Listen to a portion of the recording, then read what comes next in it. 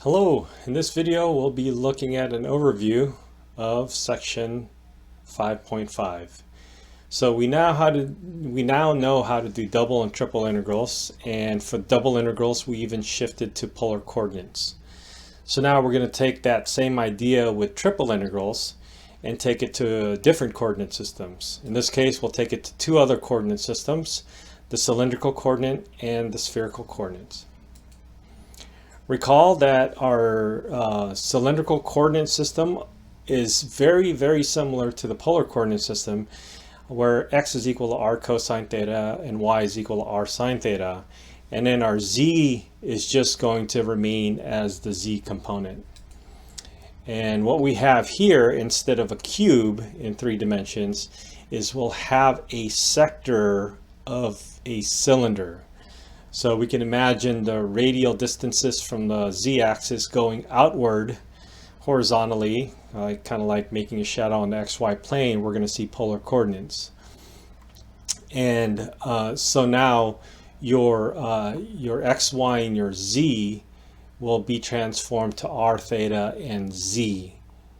And so within that transformation, there is going to be that similar kind of u substitution output, that extra differential, that extra function that compensates for the change in coordinate systems.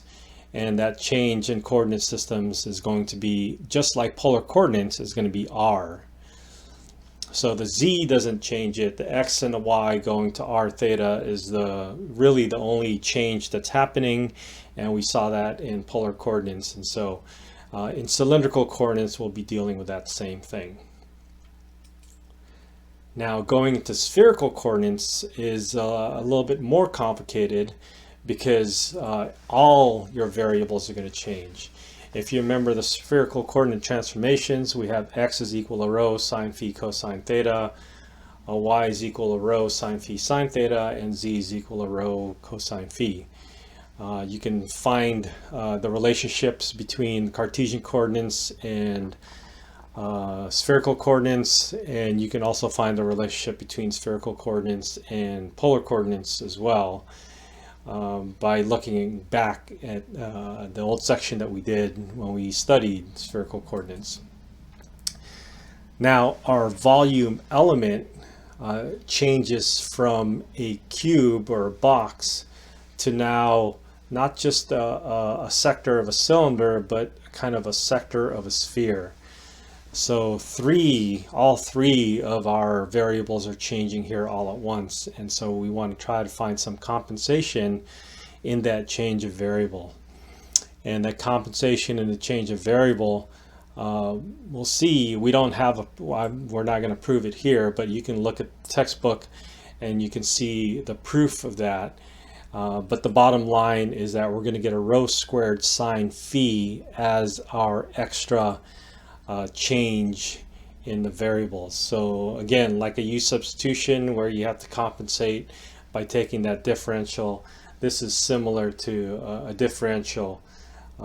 So rho squared sine phi is going to be a vital factor that you need to include in your spherical coordinate transformations. And of course, the best types of solids that we'd be looking at would be anything to do with a sphere. So if you have any portion of the sphere or the whole sphere of any radius, then this would be the transformation to use. Okay, that's our quick overview. The best thing to do is do problems, get practice, and get used to doing these transformations, and get used to adding either an r for cylindrical coordinates or rho squared sine phi for spherical coordinates.